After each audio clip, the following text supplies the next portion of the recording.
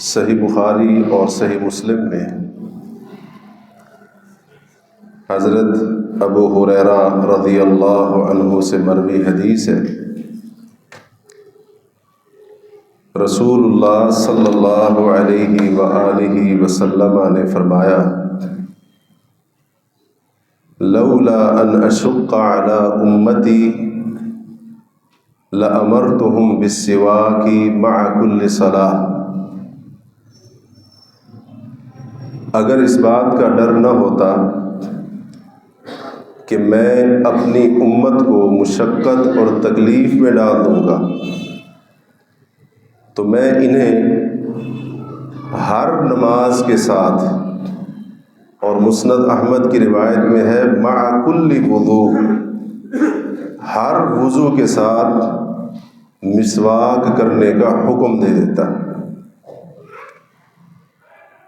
جامع ترمذی میں سیدنا حضرت ابو ہریرہ رضی اللہ عنہ ہی کی روایت ہے،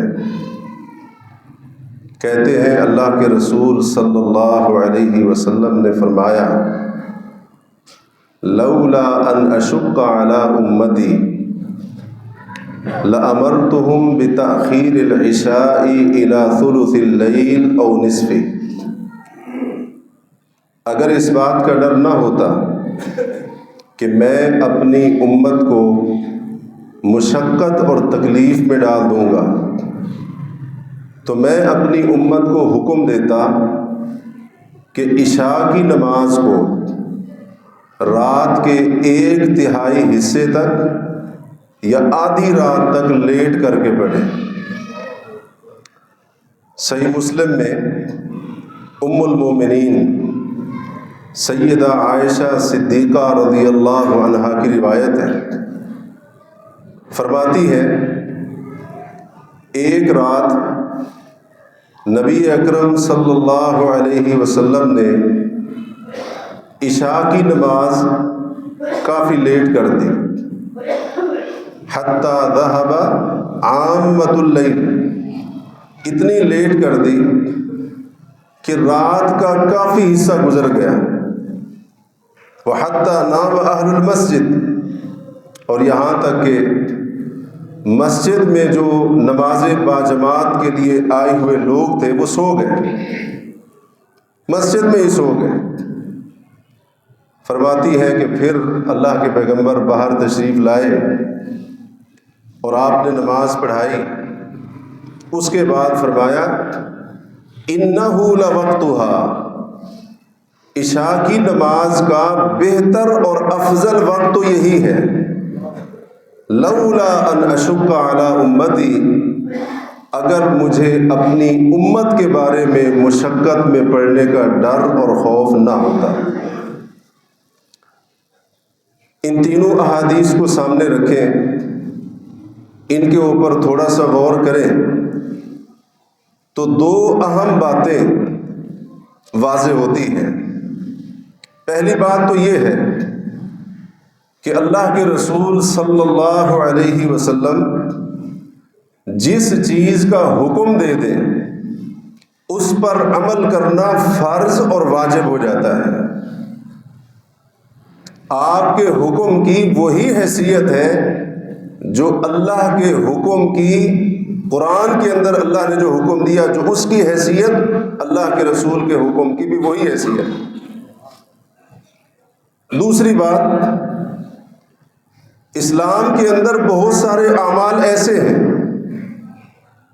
کہ جن کی اہمیت اتنی زیادہ ہے کہ ان کی اہمیت کے پیش نظر حق تو یہ بنتا تھا ان کو امت کے اوپر فرض کر دیا جاتا، لیکن امت کے اوپر وہ فرض نہیں کیے گئے کیونکہ اس سے امت کے مشقت اور تکلیف میں پڑنے کا خطرہ تھا، جس سے پتہ چلا اللہ کی شریعت، رب العالمین کا دین اللہ کے بندوں کے لیے رحمت ہے، زحمت نہیں ہے۔ آپ کو یاد ہوگا گزشتہ خطبہ میں آپ کے سامنے اس حوالے سے چند باتیں رکھی تھیں کہ اللہ عز و جل نے جو عبادات کا نظام رکھا ہے اپنے دین کے اندر، جن عبادات کو فرض قرار دیا ہے، وہ عبادات فرض کر کے اللہ نے کس انداز سے ہمارے اوپر رحم فرمایا ہے۔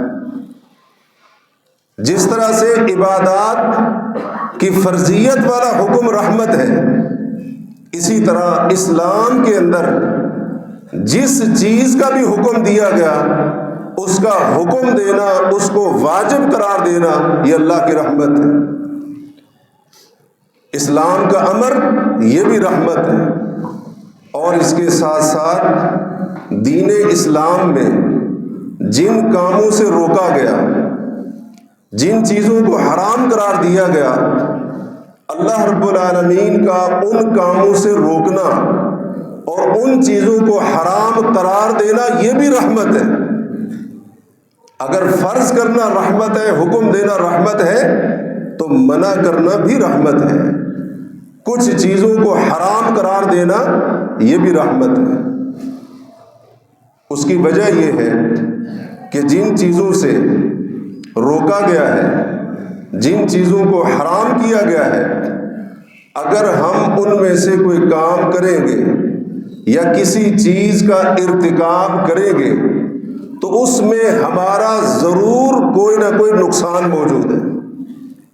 اس لیے اللہ رب العالمین نے اس چیز کے بارے میں ہمیں حکم دے دیا کہ اس کے قریب تم نے نہیں جانا ہے، فلاں کام تمہارے لیے حرام ہے، فلاں چیز تمہارے لیے ناجائز ہے، کیونکہ اس کے اندر ضرور کوئی نہ کوئی نقصان کا پہلو موجود ہے۔ اللہ جو بندوں کا خالق ہے، خالق کائنات، ہمارے نفع نقصان کو ہم سے زیادہ جانتا ہے، اس لیے اس نے جو حکم دیا اس میں ہمارا فائدہ ہی فائدہ ہے۔ وہ حکم بھی رحمت ہی رحمت ہے، اور جس چیز سے روکا ہے اس سے نہ رکنے کے اندر نقصان ہی نقصان ہے۔ اس لیے اللہ رب العالمین نے اس کو حرام قرار دے کر ہمارے اوپر رحم فرمایا اور ہمارے اوپر اللہ نے رحمت فرمائی۔ اللہ تبارک و تعالیٰ کا فرمان ہے، وَعَسَىٰ أَن تَكْرَهُوا شَيْئًا وَهُوَ خَيْرٌ لَكُمْ، عین ممکن ہے تم کسی چیز کو ناپسند جانو حالانکہ وہ تمہارے حق میں بہتر ہو۔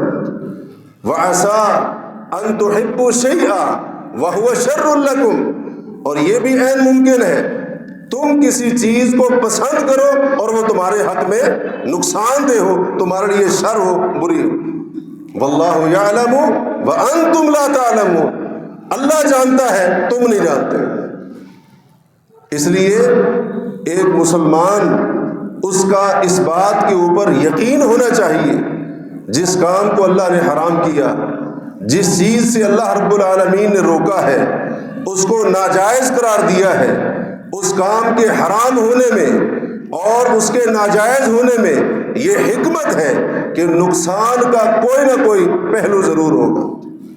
مختصر یہ کہ جن چیزوں کو، کاموں کو حرام کیا گیا ہے، ان میں بہت سارے نقصانات میں سے ایک نقصان یہ ہوتا ہے کہ اگر وہ کام کر لیا جائے جس کو حرام کہا اللہ نے، اس کے رسول نے، اس سے یا تو ہمارے دین کا نقصان ہوگا جو سب سے بڑا نقصان ہے، یا ہماری عقل کا نقصان ہوگا، یہ بھی بہت بڑا نقصان ہے، یا ہماری جان کا نقصان ہوگا، صحت کا نقصان ہوگا، یہ بھی بہت بڑا نقصان ہے، یا پھر ہماری عزت کا نقصان ہوگا، یا پھر ہماری نسل کا نقصان ہوگا۔ یہ اس طرح کے بہت سارے نقصانات ہیں جن کی بنا پر اللہ عز و جل نے کئی چیزوں کو، کاموں کو حرام کر دیا ہے۔ مثال کے طور پر شراب کا معاملہ ہے، شراب پینا حرام ہے، کیونکہ شراب پینے سے انسان اپنی عقل کا نقصان کرتا ہے، اور اللہ تبارک و تعالیٰ کے نزدیک بندے کی عقل، اس کا یہ جو فہم اور شعور ہے، اس کی اتنی زیادہ اہمیت ہے کہ اللہ رب العالمین نے عقل کو خراب کرنے والی شراب اور دیگر منشیات ان کو حرام کر دیا۔ تاکہ بندے کی عقل محفوظ رہے، اس کا فہم و شعور سلامت رہے۔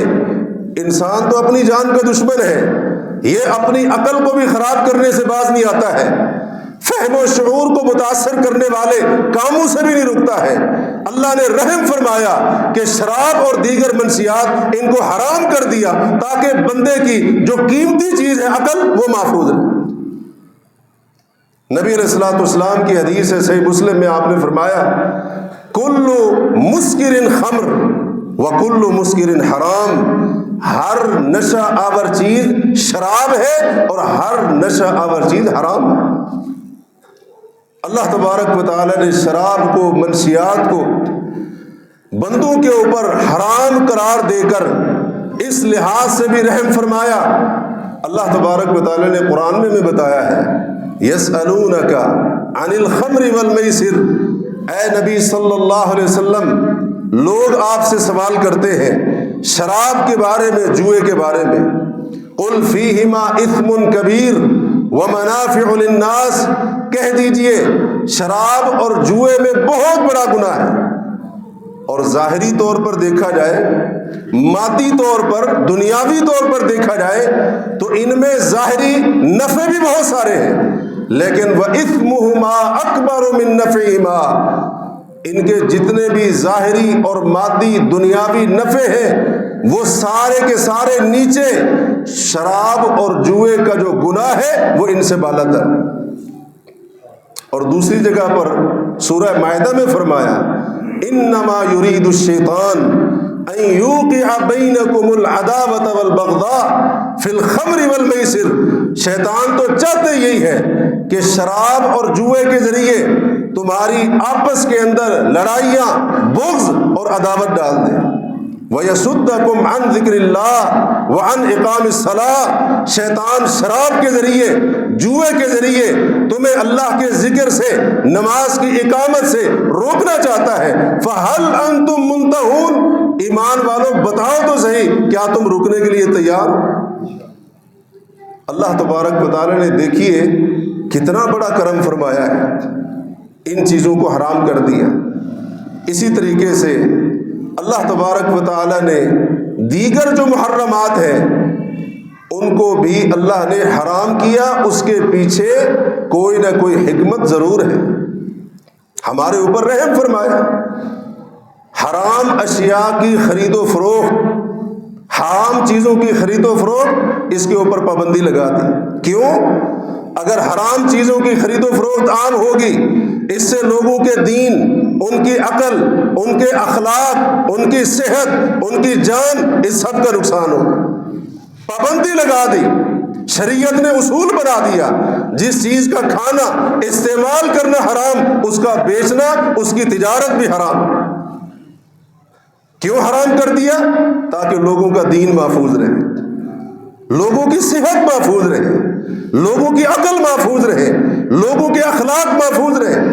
اس لیے اللہ رب العالمین نے حرام اشیاء کی تجارت کے اوپر پابندی لگا دی، حرام کر دیا۔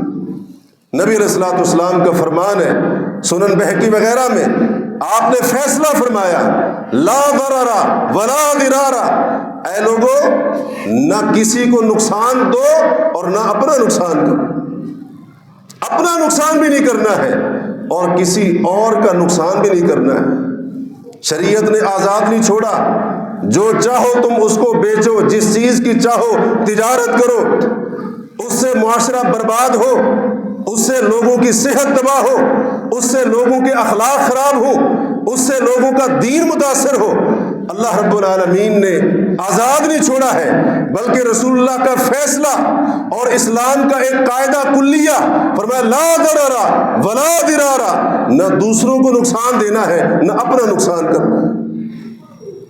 کسی کو، کسی کے دین کو، اس کے اخلاق کو، اس کی عزت کو، اس کو جانی، بدنی، مالی، اخلاقی کسی قسم کا نقصان پہنچانے کی شریعت نے اجازت نہیں دی۔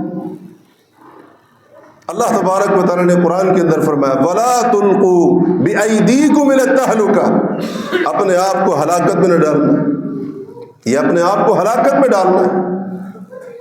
جو انسان کوئی حرام کام کرتا ہے وہ اپنے آپ کو ہلاکت میں ڈالتا ہے، اور اللہ کا قرآن کہتا ہے اپنے آپ کو ہلاکت میں نہ ڈالنا۔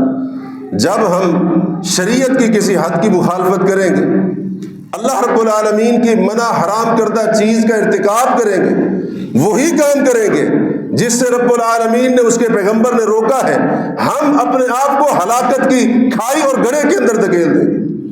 اور اللہ کا قرآن ہمیں یہ سکھاتا ہے خبردار اپنے آپ کو ہلاکت میں نہ ڈالنا۔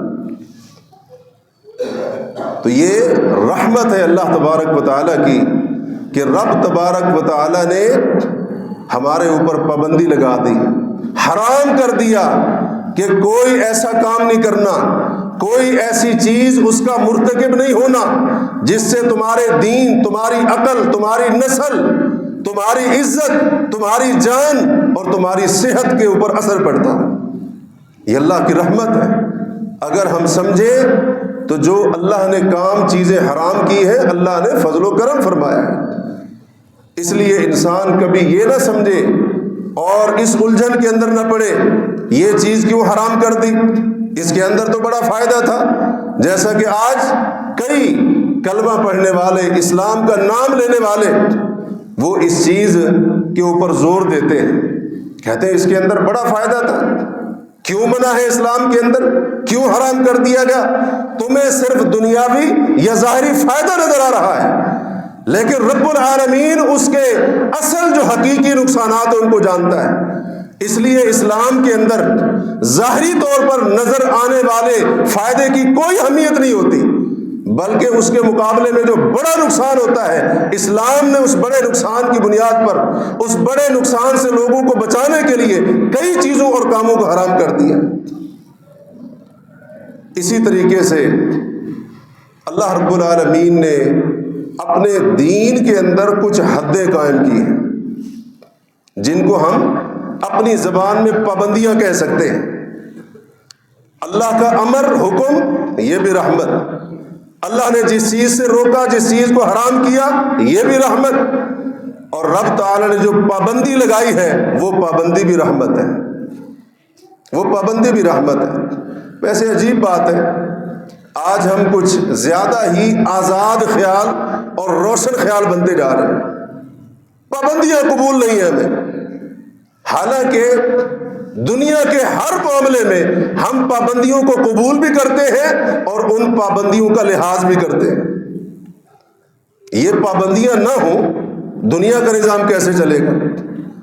اسکول کے اندر، کالج کے اندر، تعلیمی ادارے کے اندر جانے والا اسٹوڈنٹ، طالب علم، وہ کہہ رہے یہ کیا بات ہوگی، صبح سردی کے موسم میں 8 بجے 8:30 بجے اسکول کے لیے آؤ، اتنے گھنٹے بیٹھو، اتنے منٹ کا پیریڈ ہوگا، باہر نہیں نکلنا، لیکچر میں کلاس میں حاضر رہنا ہے۔ میں نہیں مانتا ان پابندیوں کو۔ بتائیے تعلیمی نظام چل سکے گا؟ نہیں چل سکتا۔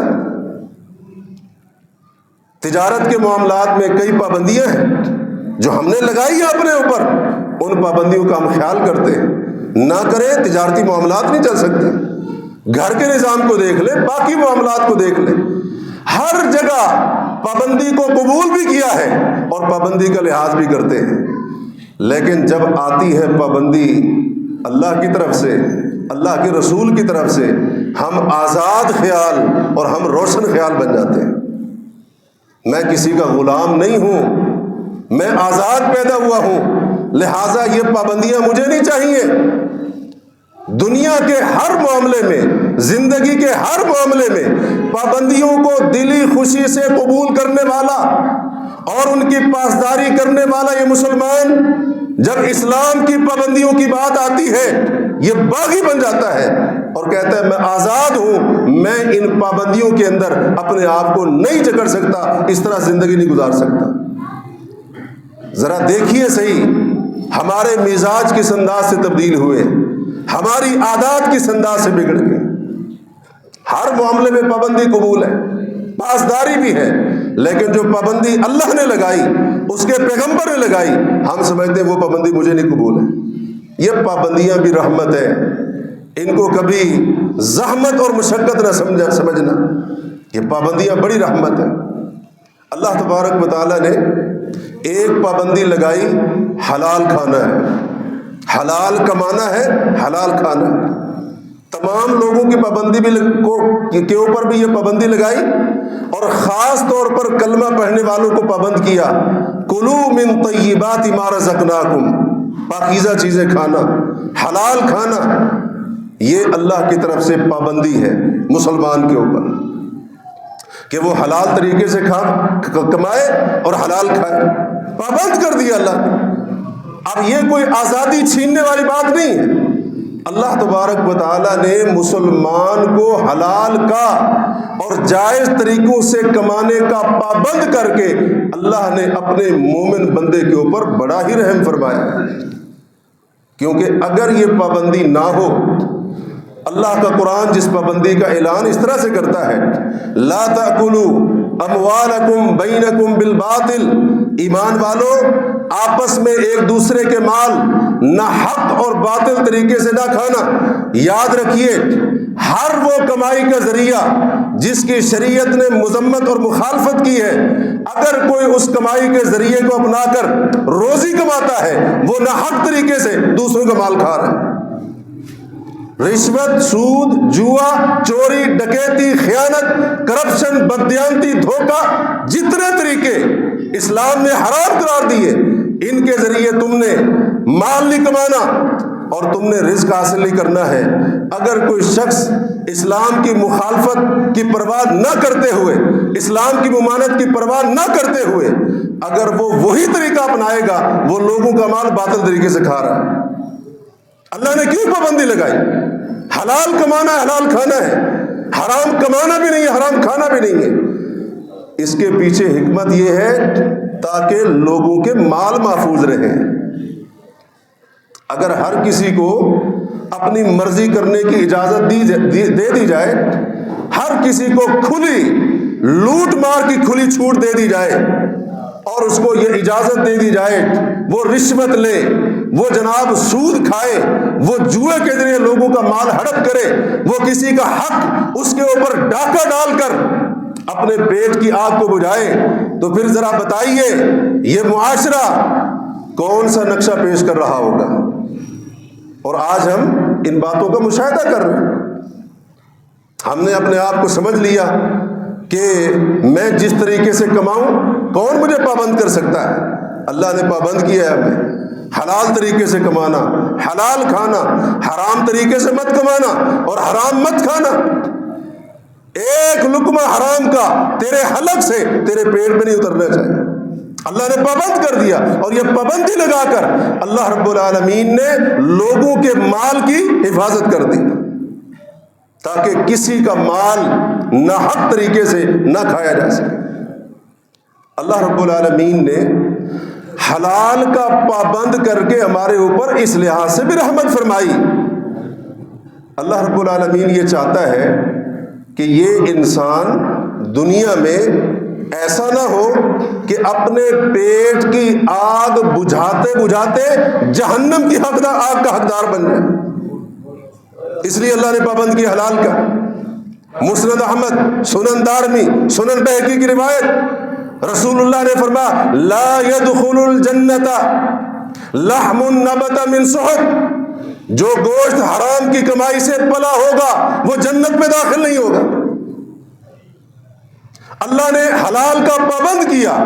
رب چاہتا ہے میرا بندہ تھوڑے بہت حلال کے اوپر گزارا کر کے قیامت کے دن میری جنتوں کا حقدار بن کے میری ہمیشہ ہمیشہ کی نعمتوں کا حقدار بن جائے۔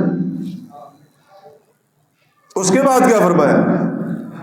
جو جسم، جو گوشت اور خون حرام کی کمائی سے پلا بڑا ہوا ہوگا، کانت النار اولا بہ، جہنم اس کی زیادہ حقدار ہوگی۔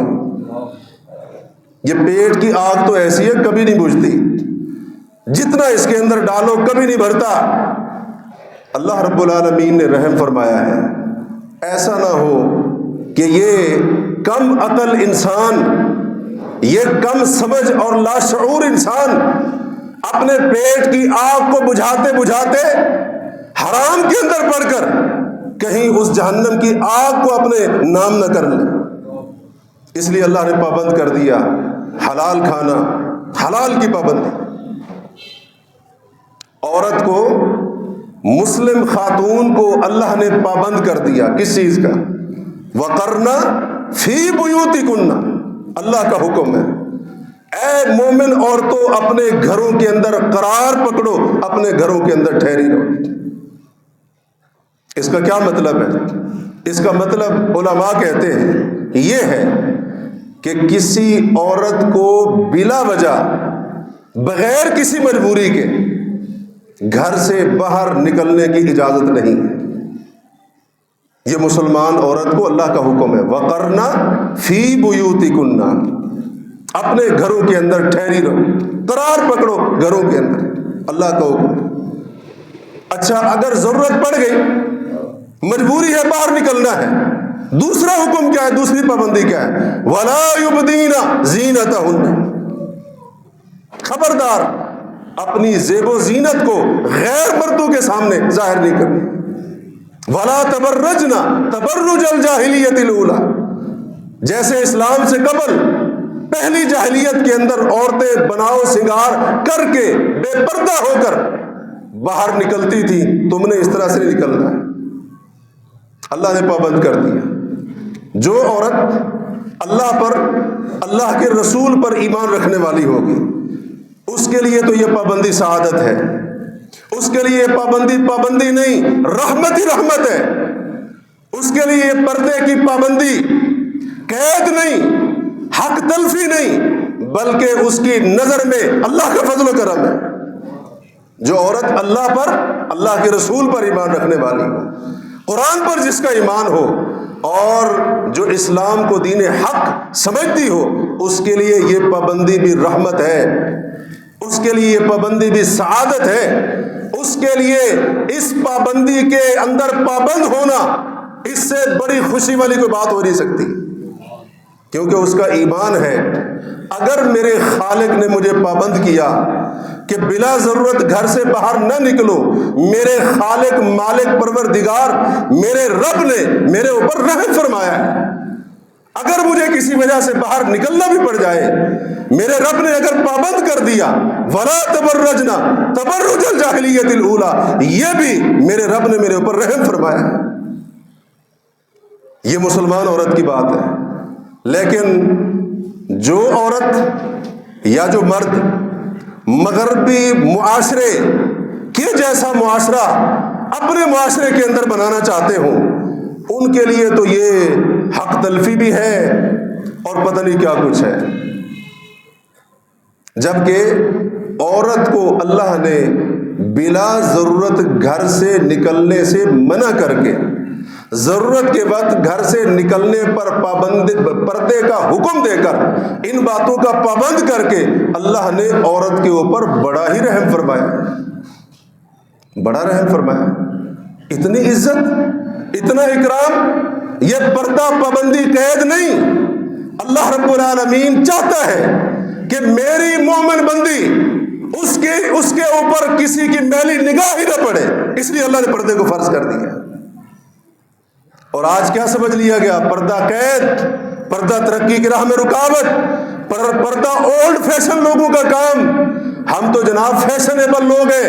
وہ دیہاتی گمار عورتیں، وہ دقیان سوچ رکھنے والے مرد اپنی عورتوں سے پردہ کرواتے ہیں. اللہ کی قسم یہ باتیں آج مسلمان کلمہ پڑھنے والے مرد عورتیں پردے کے خلاف کر رہے ہیں، اللہ کے حکم کے خلاف زہر اگل رہے ہیں.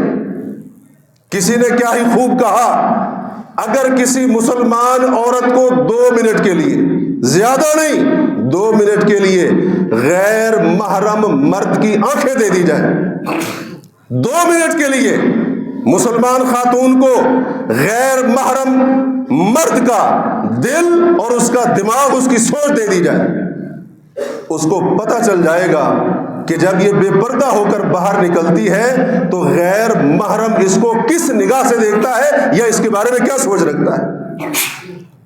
اللہ کی قسم اگر پتہ چل جائے کوئی عورت بغیر پردے کے کسی غیر محرم کے سامنے کبھی آئے نا. اللہ نے اتنی عزت دی، اتنا مرتبہ دیا، لیکن آج کلمہ پڑھنے والوں کو یہ مرتبہ نہیں چاہیے. یہ عزت نہیں چاہیے. یہ ابھی 1-2 دن پہلے کی بات ہے، زیادہ دور نہ جائیں. عراق کی ایک یونیورسٹی، کوئی تقریب ہو رہی ہے، 4 عورتیں لڑکیاں وہاں پر سٹیج کے اوپر ناچ رہی ہیں، برقع پہنا ہوا پورا. انہوں نے ناچتے ناچتے پہلے نقاب نکال کر پھینکا، اس کے بعد باقی جو برقعے کا حصہ تھا عبایا اس کو نکال کر پھینکا. العیاذ باللہ. پیغام کیا دیا گیا؟ یہ پردہ قید ہے اور ہمیں اس سے آزادی چاہیے. العیاذ باللہ. جہاں ہر قسم کی بے پردگی ہے وہاں کی عورتیں مسلمان ہو کر باپردہ ہونا چاہتی ہیں، اور یہ جو پہلے سے مسلمان ہیں یہ اس کو قید سمجھ رہی ہیں. جو اللہ کی رحمت تھی، زحمت نہیں تھی. ہمارے معاشرے میں پردے کے خلاف کون سا زہر نہیں گھلا جاتا ہے؟ جو عورت مکمل پردہ کرتی ہو، پورا جس کو ہم کہتے ہیں شرعی پردہ کرتی ہو، حتیٰ کہ اپنے دیوروں کے سامنے بھی بغیر پردے کے نہ آتی ہوں، ان سے بھی پردہ کرتی ہوں، کیا ہمارے معاشرے میں اس کا مذاق نہیں اڑایا جاتا؟ آپ دور کیوں جاتے ہیں؟ اپنے گھروں کے اندر جائزہ لیجیے. اللہ کے حکم کے اوپر عمل کرنے والی ہمارے گھر کے اندر اس کو تنقید کا نشانہ بنایا جاتا ہے. ٹھیک ہے، پردے کے ہم بھی قائل ہیں، لیکن یہ کون سا پردہ ہے؟ دیوروں سے پردہ کرو، خامد کے جو کزن ہیں ان سے پردہ کرو. ہمیں ہر چیز اپنی مرضی کی چاہیے. اللہ کے بندو، یہ اللہ کی رحمت ہے. کافر عورت کو برہنہ کرنا چاہتا ہے، بے پردہ کرنا چاہتا ہے. اسلام نے عورت کو ستر دے کر، پردہ دے کر اسلام نے عزت دی. یہ عورت کوئی شو پیس نہیں ہے کہ ہر ایرا غیرہ اس کو دیکھتا رہے. کم از کم مسلمان عورت کے شان شان یہ نہیں ہے کہ ہر ایرا غیرہ اس کی نظر اس کے اوپر پڑتی رہے. اللہ نے پردے کی پابندی لگا کر مسلمان عورت کی عصمت، اس کی عزت کو قیامت تک کے لیے محفوظ کر دیا. لیکن ہم سمجھتے ہمیں نہیں چاہیے یہ عزت. اللہ کی رحمت ہے، بڑی رحمت ہے اللہ رب العالمین کی، بڑا کرم ہے. اس نے مسلمان عورت کو پردہ کرنے کا حکم دے دیا. کبھی وقت ملے تو ذرا پڑھیے گا ان خواتین کے بارے میں جو نئی نئی اسلام کے اندر داخل ہوئیں، جو بالکل اپنے آپ کو کپڑوں سے، لباس سے آزاد سمجھتی تھیں. جب انہوں نے جسم کے اوپر مکمل لباس پہنا، جب انہوں نے پردہ کیا، حجاب کیا، ذرا کبھی ان کے حالات و واقعات پڑھ کر دیکھیے گا کہ وہ کیا انہوں نے پھر کہا اور کیا ان کے تاثرات تھے، کیا ان کے جذبات تھے جو انہوں نے بیان کیے. وہ اللہ کی قسم عبرت کے لیے کافی ہے. پردے کی پابندی زحمت نہیں، رحمت ہی رحمت ہے. اللہ تبارک و تعالیٰ نے عورت کو پابند کر دیا. ابو داؤد، ترمذی وغیرہ کی روایت، لا نکاح الا بولی. عورت پابند ہے، اپنا نکاح اپنی مرضی سے نہیں کر سکتی، بلکہ اس کے ولی کو، ولی کون ہے؟ اس کا باپ، اس کا دادا، اس کا چچا. سب سے پہلا حق اس کے باپ کا ہے، پھر دادا کا ہے، پھر اس کے یہ انتہائی جو مقدس اور محرم رشتے ہیں، ان کو اللہ نے عورت کا ولی بنا دیا، سرپرست بنا دیا. عورت کو پابند کر دیا، اپنے ولی کی اجازت کے بغیر نکاح نہیں کرنا. یہ عورت کی حق تلفی نہیں ہے، یہ عورت کی عزت کے لیے، اس کی حفاظت کے لیے. عورت جتنی مرضی زیرک، دانا، سمجھدار کیوں نہ ہو، مرد کی فطرت کو کبھی نہیں سمجھ سکتی. مرد کی عادات، خصلتوں کو، فطرت کو صرف مرد ہی سمجھ سکتا ہے. اور مرد کی زندگی کے جو ایسے معاملات ہیں جو خفیہ ہوتے ہیں یا جو باریک بینی پر مشتمل ہوتے ہیں، ان کے بارے میں عورت پتہ لگا ہی نہیں سکتی. اس لیے اللہ نے مرد کو پابند کر دیا. اور جس کو اللہ نے اس کی بیٹی بہن کا ولی بنائے، اس کو بھی اللہ سے ڈرنا چاہیے. اپنے کسی فائدے کی خاطر اپنی بہن بیٹی کا زبردستی نکاح کر دینا، یہ بھی اسلام اجازت نہیں دیتا ہے.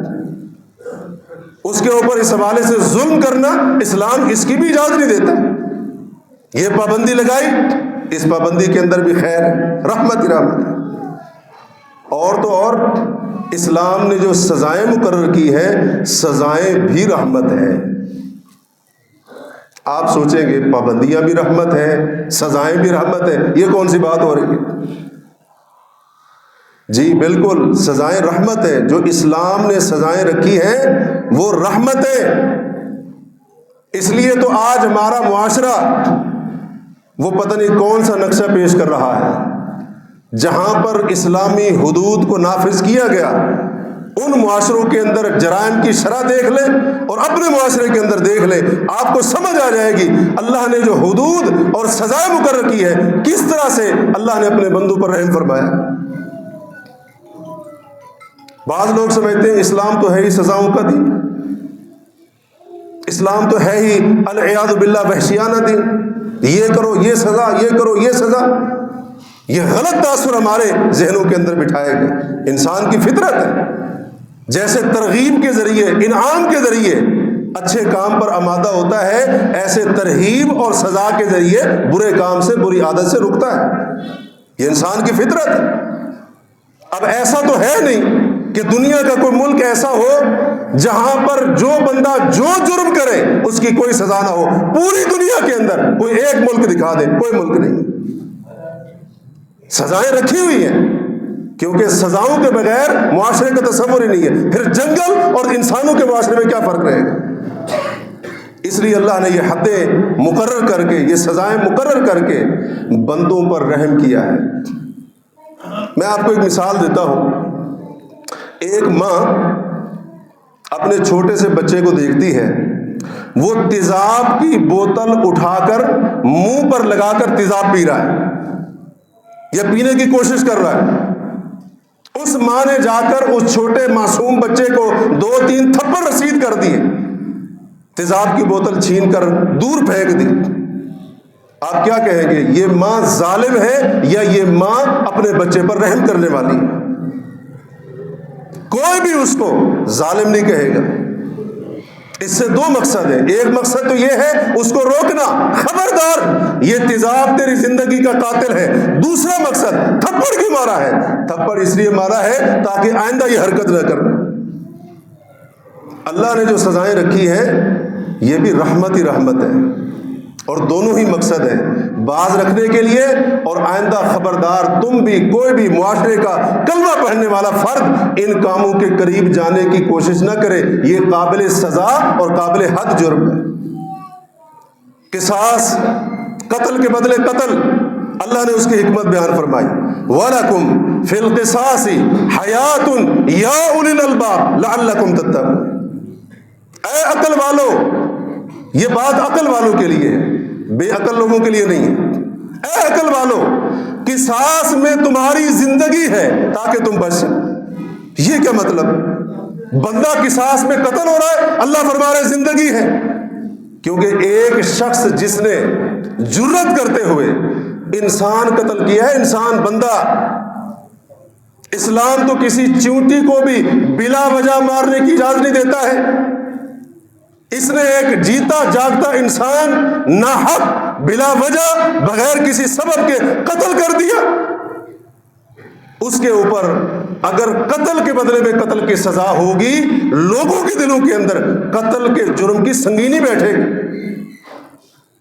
اور جب شرع عام پورے مجمع کے اندر، سعودی عرب کے اندر مناظر دیکھے گئے، ہم نے ایسے لوگ بھی دیکھے، ایسے لوگوں سے خود سنا.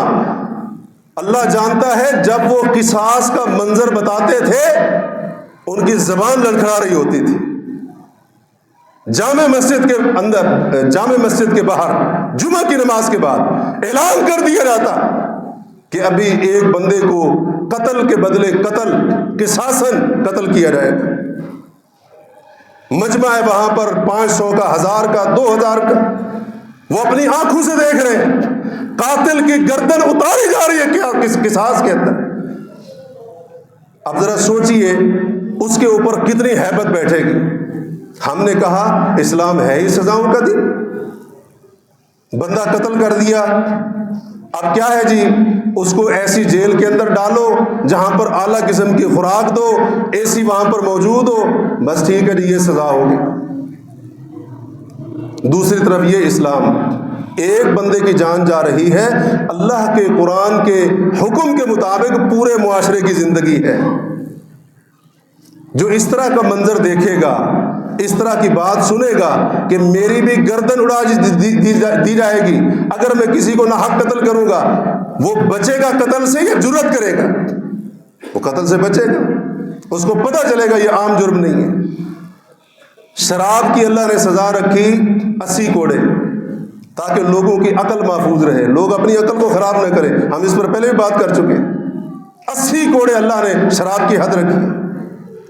کسی کے اوپر کوئی زنا کی تہمت لگاتا ہے، اللہ نے اس کو 80 کوڑے مارنے کا حکم دیا تاکہ لوگوں کی عزتیں محفوظ رہیں۔ سزا رحمت ہے، سزا زحمت نہیں ہے، ورنہ پھر وہی حال ہے جو آج ہمارے معاشرے میں، کسی پر زنا کا بہتان لگانا، اس کی کردار کشی کرنا ہمارے لیے کوئی مسئلہ ہی نہیں ہے۔ کوئی سزا نہیں ہے، کوئی پکڑ نہیں ہے، نہ اس پر کوئی مقدمہ ہوتا ہے، نہ اس پر کوئی سزا ہوتی ہے۔ اس لیے جو جس کے بارے میں جب جی چاہے بہتان باندھنا شروع کر دے، وہ سمجھتا ہے مجھے کون پوچھنے والا ہے۔ اللہ نے رحمت کی ہے لوگوں کی عزتیں محفوظ کرنے کے لیے۔ اور یہ جو اللہ نے زنا کے اوپر سزا رکھی ہے، یہ اس لیے تاکہ لوگوں کے کردار بچ جائے۔ اسلام کے اندر جو کردار ہے نا، اس کی بڑی ویلیو ہے۔ ہم شاید اس بات کو نہ سمجھتے ہوں، ہم پیسے کو اہمیت دیتے ہوں، ہم دنیا کو اہمیت دیتے ہوں، ہم مال تجارت وغیرہ کو اہمیت دیتے ہوں، لیکن اسلام کے اندر جو کردار ہے، صاف ستھرا کردار، پاکیزہ کردار، اجلا اور صاف کردار، اس کی بڑی اہمیت ہے۔ اللہ تبارک و تعالیٰ نے زنا کے اوپر سزا رکھی تاکہ بندے کا کردار محفوظ رہے اور دوسرے لوگوں کی عزتیں محفوظ رہیں، دوسرے لوگوں کی عزتیں محفوظ رہیں۔ لیکن آج بعض نام نہاد کلمہ پڑھنے والے وہ چاہتے ہیں کہ مسلمانوں کا معاشرہ بھی یورپی مغربی معاشرے کی طرح بن جائے، جس کا جی چاہے جب جی چاہے اس کا کسی کی عزت کے ساتھ کھیلے۔ آج اس طرح کے نام نہاد لوگ اس طرح کی باتیں کر رہے ہیں۔ اسلام کہتا ہے نہیں، لوگوں کی عزتیں محفوظ ہونی چاہیے اور خود بندے کا کردار بھی پاکیزہ ہونا چاہیے۔ اس لیے اللہ نے زنا کے اوپر حد رکھ دی، اس کے اوپر سزا رکھ دی، اور یہ اللہ کی رحمت ہے۔ انسان بد کرداری کی طرف جانا چاہتا ہے، اسلام سزا دیتا ہے، یہ بد کرداری تیری دنیا اور اس سے بڑھ کر آخرت کے لیے بڑی نقصان دہ، خبردار اس کے قریب نہ جانا، اگر قریب گئے سزا ملے گی۔ غیر شادی شدہ مرد عورت زنا کرے، اللہ نے 2 سزائیں رکھی ہیں، ایک سزا 100 کوڑے مارنے کی اور دوسری سزا 1 سال کے لیے شہر بدر کرنے کی۔ جس شہر علاقے میں رہتے ہیں یہاں سے 1 سال کے لیے ان کو دوسری جگہ پر بھیج، دونوں سزائیں رکھی ہیں، مرد کے لیے بھی عورت کے لیے بھی، غیر شادی شدہ زانی مرد ہو یا عورت۔ اور اگر زانی شادی شدہ ہے، مرد ہو یا عورت ہو، تو اسلام نے اس کے لیے ایک ہی سزا رکھی ہے، سنگسار کرنا۔ بڑی رحمت جاگ جاتی ہے جب اس طرح کی ہم باتیں سنتے ہیں نا۔ ایک انسان کو پتھر مار کر ہلاک کر دیا، اس کا جرم دیکھا ہے تم نے؟ یہ شادی شدہ ہے، حلال طریقے سے اپنی خواہش پوری کرنے کا آپشن موجود تھا، یہ حلال چھوڑ کر پھر بھی حرام کی طرف جا رہا ہے، یہ تو باغی ہے، سیدھا سرکش ہے۔ تمہارے ملک کے اندر رہ کر کوئی بغاوت کرے، تم کہتے ہو ریاست کا باغی، زندہ رہنے کا حق نہیں ہے، اور یہ پورے معاشرے کا باغی ہے۔ اسلام نے جو نکاح کا نظام رکھا ہے، اس کا ایک بہت بڑا اعلیٰ اور پاکیزہ مقصد کیا ہے؟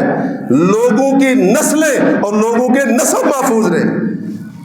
یہ شادی شدہ ہو کر زنا کرنے والا مرد یا عورت اسلام کے اس پورے سسٹم کو چیلنج کر رہے ہیں، اس کے ساتھ بغاوت کر رہے ہیں۔ اس لیے اللہ نے یہ سنگین سزا رکھی ہے۔ جب حلال راستہ موجود ہے اس کو چھوڑ کر تم حرام کی طرف جا رہے ہو، اس کی پھر ایک ہی سزا ہے، عبرتناک سزا، تاکہ دوسروں کو پتہ چلے اور کسی کو جرأت نہ ہو کہ وہ یہ کام کر سکے۔ اور کسی کے نسب کو خراب کرنا ہم کیا سمجھتے ہیں؟ یہ چھوٹا جرم ہے؟ جب کوئی شادی شدہ عورت کے ساتھ زنا کرے گا یا ایسی عورت ایسا فعل کرے گی، انہوں نے کیا کیا؟ نسب اور نسل اس کو بربادی کے اندر دھکیل دیا۔ اسلام چاہتا ہے لوگوں کے نسب محفوظ ہوں، لوگوں کی نسلیں محفوظ ہوں، لوگوں کے نسب مشکوک نہ ہوں۔ ذرا سنیے اس کے اندر کتنی بڑی سنگینی ہے۔ نبی علیہ الصلوۃ والسلام نے ایک مرتبہ ایک حاملہ لونڈی کو دیکھا.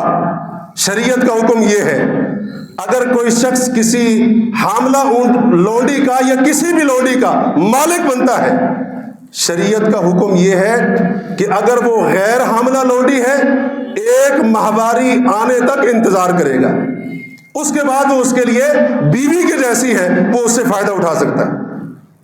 اور اگر وہ حاملہ ہے، اس کے پیٹ میں بچہ ہے، شریعت کا حکم یہ ہے جب تک وہ اپنے سابقہ مالک کی وجہ سے جو اس کے پیٹ میں بچہ موجود ہے، جب تک اس کو جنم نہیں دے گی اس وقت تک یہ دوسرا مالک اس کے قریب نہیں جا سکتا. یہ شریعت کا فیصلہ ہے، یہ شریعت کا حکم ہے. نبی علیہ الصلوۃ والسلام نے دیکھا ایک حاملہ لونڈی خیمے کے پاس کھڑی ہوئی. اللہ کے رسول نے پوچھا شاید اس کا مالک اس کے ساتھ تعلق قائم کرتا ہے. کہا کہ اللہ کے رسول جی ہاں.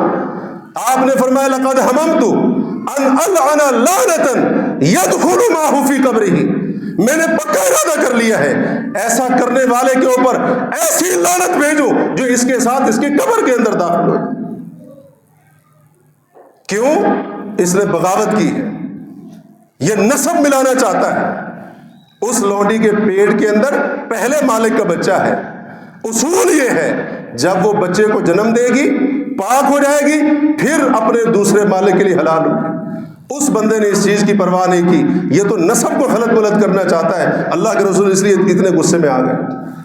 سنن دارمی کی روایت، رسول اللہ فرماتے ایما امرات ادخلت فی قوم نسبا لیس منہم، وہ عورت جو کسی قوم، خاندان، فیملی، قبیلے کے اندر ایسا نسب داخل کرتی ہے جو ان میں سے نہ ہو، اس نے بدکاری کی اور بچہ منسوب کر دیا اپنے خاندان کی طرف. اللہ کے رسول فرماتے ہیں لیست من اللہ فی شیء، ایسی عورت کا اللہ کے ساتھ کوئی تعلق نہیں. وَلَن يُدْخِلَهَا اللَّهُ الْجَنَّةَ، اللہ کبھی اس کو جنت میں داخل نہیں کرے گا. یہ اس طرح کا مرد، اس طرح کی عورت باغی ہے، یہ پورے معاشرے کو تباہی میں دھکیلنا چاہتے ہیں، لوگوں کا نسب خراب کرنا چاہتے ہیں. اس لیے اللہ رب العالمین نے شادی شدہ مرد ہو یا عورت زنا کر لے اس کی ایک ہی عبرت ناک سزا رکھی ہے جس کو کہتے ہیں رجم کرنا، سنسار کرنا. اور یہ رحمت ہے، زحمت نہیں ہے. یہ اللہ کی رحمت ہے اپنے بندوں کے اوپر. تو اس طرح سے اگر ہم غور کرتے جائیں اللہ رب العالمین نے جو حکم دیے وہ بھی رحمت، جن کاموں کو حرام کیا ان کو حرام قرار دینا بھی رحمت، اور جو پابندیاں لگائیں پابندیاں بھی رحمت، اور جو سزائیں اللہ نے اپنے دین کے اندر رکھی ہیں وہ سزائیں بھی دراصل ہمارے لیے رحمت ہی رحمت ہے. اللہ تبارک و تعالیٰ سے دعا ہے اللہ عز و جل ہمیں اس دین رحمت، دین اسلام کے مطابق زندگی گزارنے کی توفیق عطا فرمائے. اللہ تبارک و تعالیٰ جب تک زندہ رکھے اسلام پر ثابت قدمی عطا فرمائے، اور جب موت دے تو ہمارا خاتمہ ایمان کے اوپر ہو. اقول قولی ھذا واستغفر اللہ لی ولکم.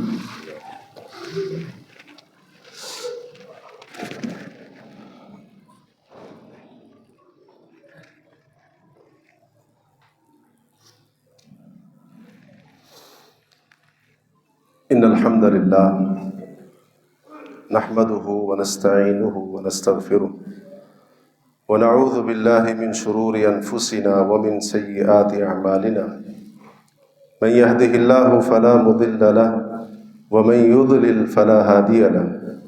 اشهد ان لا اله الا الله وحده لا شريك له واشهد ان محمدا عبده ورسوله. اما بعد فان خير الحديث كتاب الله وخير الهدي هدي محمد صلى الله عليه وسلم وشر الأمور محدثاتها وكل محدثة بدعة وكل بدعة ضلالة وكل ضلالة في النار. اللهم صل على محمد وعلى آل محمد كما صليت على إبراهيم وعلى آل إبراهيم إنك حميد مجيد. اللهم بارك على محمد وعلى آل محمد كما باركت على إبراهيم وعلى آل إبراهيم إنك حميد مجيد. سبحان ربك رب العزة عما يصفون وسلام على المرسلين والحمد لله رب العالمين.